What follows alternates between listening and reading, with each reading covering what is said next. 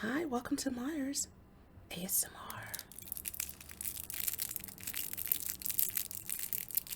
Relax, relax, shake that stress off. Hey, if you can want it, you can have it.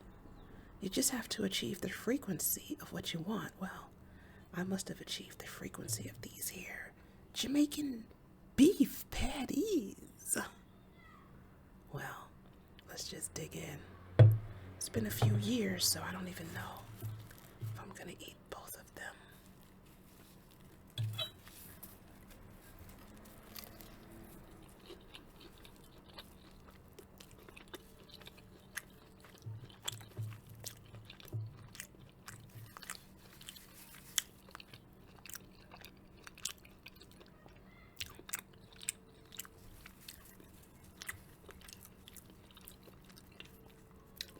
It's spicy hot too.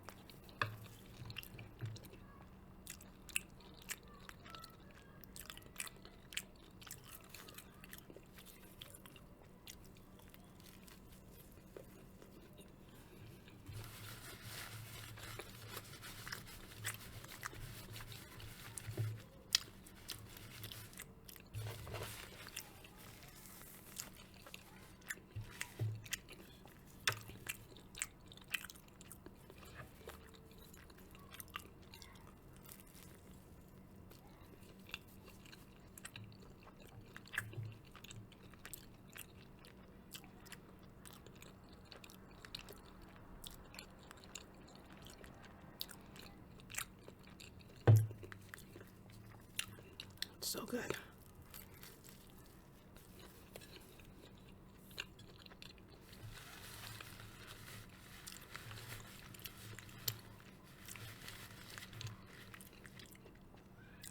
I have a friend from Jamaica, and he eats these in between two pieces of sliced white bread. They call it hard dough bread, and it's cut thick. And so he eats this like a sandwich.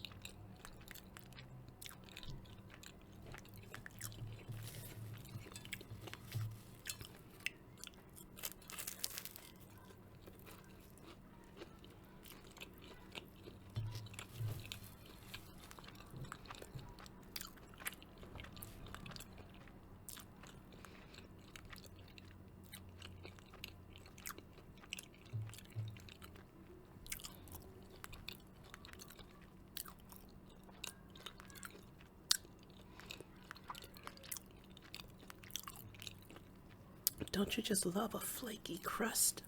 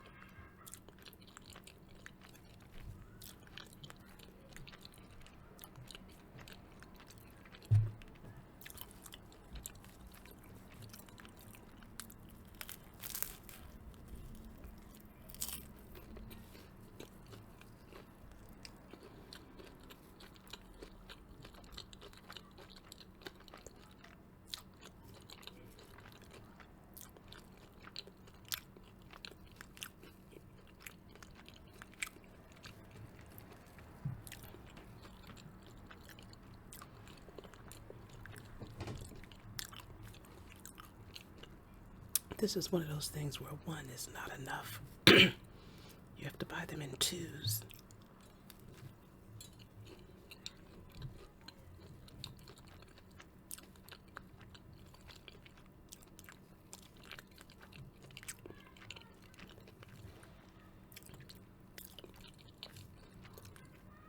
I've made beef patties before, and they were delicious.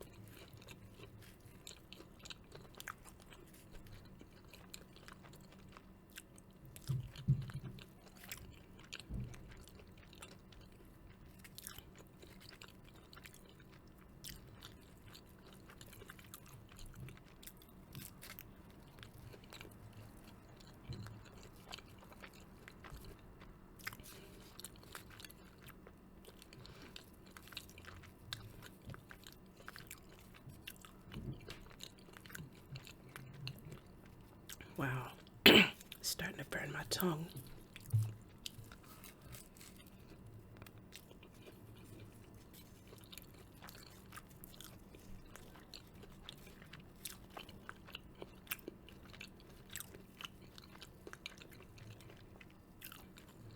The pepper accumulates.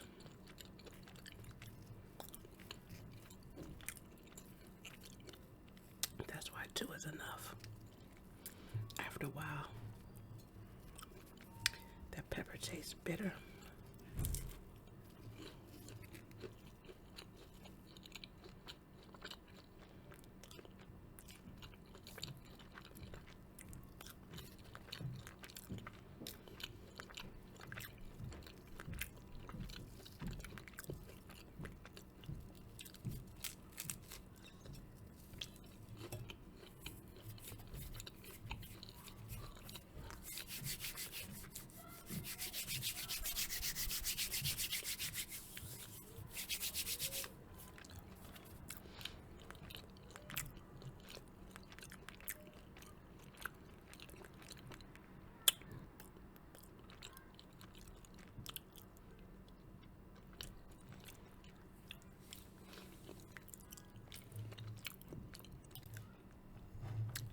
I need some water.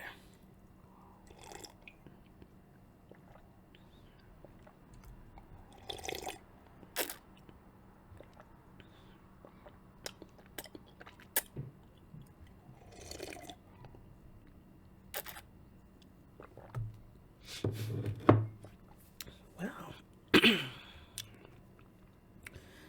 let's see what's going on with the Great Gatsby.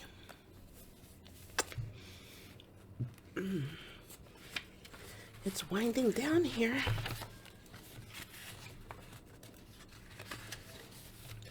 Up in the city, I tried for a while to list the quotations on an interminable amount of stock. Then I fell asleep in my swivel chair. Just before noon, the phone woke me, and I started up with sweat breaking out on my forehead. It was Jordan Baker. She often called me up at this hour because the uncertainty of her own movements between hotels and clubs and private houses made her hard to find in any other way. Usually, her voice came over the wire as something fresh and cool, as if a divot from a green golf links had come sailing in at the office window, but this morning it seemed harsh and dry. "I've left Daisy's house," she said. "I'm at Hempstead and I'm going down to Southampton this afternoon." Probably it had been tactful to leave Daisy's house, but the act annoyed me, and her next remark made me rigid. "You weren't so nice to me last night." "How could it have mattered then?" Silence for a moment, then, "However, I want to see you." "I want to see you too." "Suppose I don't go to Southampton and come into town this afternoon?" "No, I don't think this afternoon." "Very well." "It's impossible this afternoon. Various." We talked like that for a while, and then abruptly we weren't talking any longer. I don't know which of us hung up with a sharp click, but I know I didn't care. I couldn't have talked to her across a tea table that day if I never talked to her again in this world. I called Gatsby's house a few minutes later, but the line was busy. I tried 4 times. Finally, an exasperated Central told me the wire was being kept open for long distance from Detroit. Taking out my timetable, I drew a small circle around the 3:50 train. Then I leaned back in my chair and tried to think. It was just noon. When I passed the ash heaps on the train that morning, I had crossed deliberately to the other side of the car. I suppose there'd be a curious crowd around there all day with little boys searching for dark spots in the dust, and some garrulous man telling over and over what had happened until it became less and less real even to him, and he could tell it no longer. And Myrtle Wilson's tragic achievement was forgotten. Now I want to go back a little and tell what happened at the garage after we left there the night before. They had difficulty in locating the sister Catherine. She must have broken her rule against drinking that night, for when she arrived, she was stupid with liquor and unable to understand that the ambulance had already gone to Flushing. When they convinced her of this, she immediately fainted as if that was the intolerable part of the affair. Someone kind or curious took her in his car and drove her in the wake of her sister's body. Until long after midnight, a changing crowd lapped up against the front of the garage while George Wilson rocked himself back and forth on the couch inside. For a while, the door of the office was open and everyone who came into the garage glanced irresistibly through it. Finally, someone said it was a shame and closed the door. Michaelis and several other men were there with him. First, 4 or 5 men, later 2 or 3 men, still later, Michaelis had to ask the last stranger to wait there 15 minutes longer, while he went back to his own place and made a pot of coffee. After that, he stayed there alone with Wilson until dawn. About 3 o'clock, the quality of Wilson's incoherent muttering changed. He grew quieter and began to talk about the yellow car. He announced that he had a way of finding out whom the yellow car belonged to, and then he blurted out that a couple of months ago his wife had come from the city with her face bruised and her nose swollen. But when he heard himself say this, he flinched and began to cry, "Oh my God!" again in his groaning voice. Michaelis made a clumsy attempt to distract him. "How long have you been married, George?" "Come on there, try and sit still a minute and answer my question. How long have you been married?" 12 years. "Ever had any children?" Come on, George, sit still. I asked you a question. Did you ever have any children? The hard brown beetles kept thudding against the dull light, and whenever Michaelese heard a car go tearing along the road outside, it sounded to him like the car that hadn't stopped a few hours before. He didn't like to go into the garage because the workbench was stained where the body had been lying. So he moved uncomfortably around the office. He knew every object in it before morning, and from time to time he sat down beside Wilson, trying to keep him more quiet. Have you got a church you go to sometimes, George? Maybe even if you haven't been there for a long time, maybe I could call up the church and get a priest to come over and he could talk to you, see? Don't belong to any. You ought to have a church, George, for times like this. You must have gone to church once. Didn't you get married in a church? Listen, George, listen to me. Didn't you get married in a church? That was a long time ago. The effort of answering broke the rhythm of his rocking. For a moment, he was silent. Then the same half-knowing, half-bewildered look came back into his faded eyes. Look in the drawer there, he said, pointing in the dark, in the desk. Which drawer? That drawer, that one. Michaelese opened the drawer nearest his hand. There was nothing in it but a small, expensive dog leash made of leather and braided silver. It was apparently new. This, he inquired, holding it up. Wilson stared and nodded. I found it yesterday afternoon.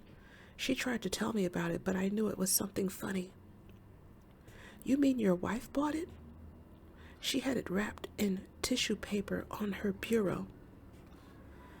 Michaelese didn't see anything odd in that, and he gave Wilson a dozen reasons why his wife might have bought the dog leash.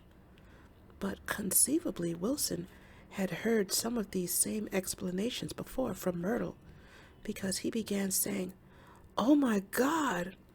Again in a whisper, his comforter left several explanations in the air.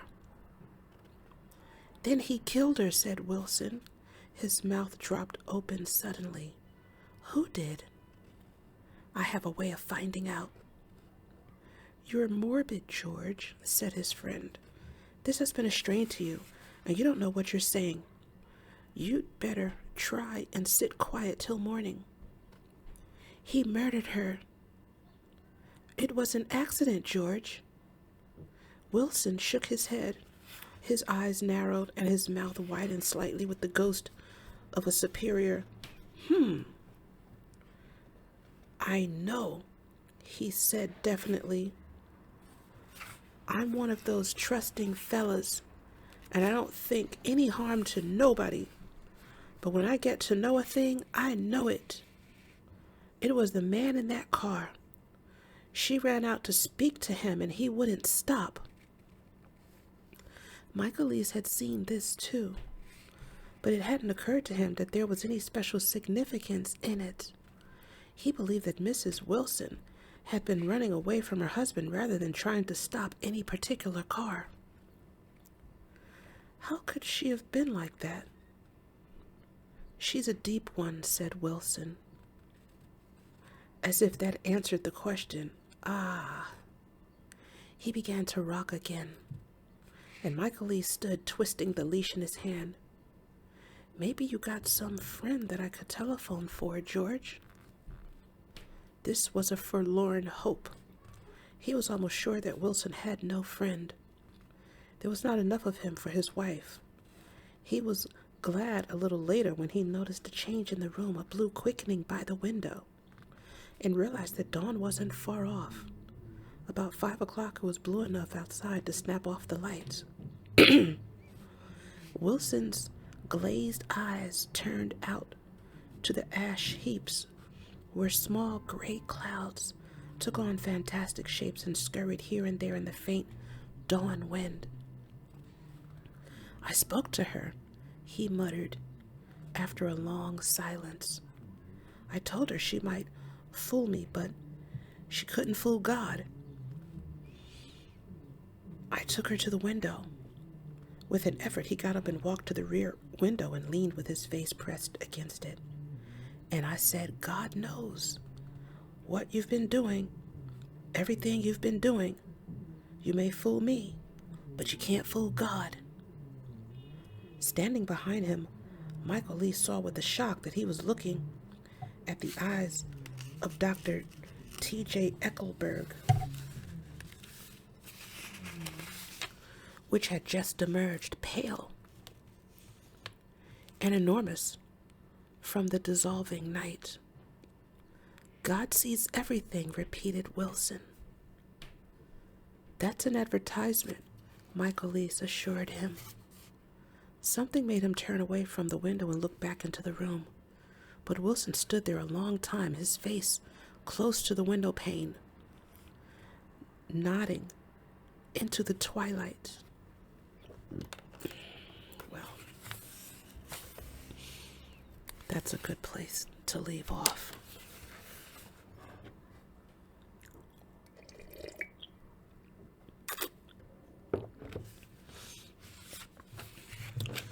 You know, if you want to collaborate on social media channels, if you have a product or service that you want me to review on my channel, hey, let me know. Let's talk. I'm interested in sponsorship. And remember that if you can want it, you can have it. But you've got to achieve the frequency of what you want. Yeah, hey, if you like what I'm doing here, like and subscribe, donate to the channel. Catch me in the next video, and may you find lasting happiness. Bye.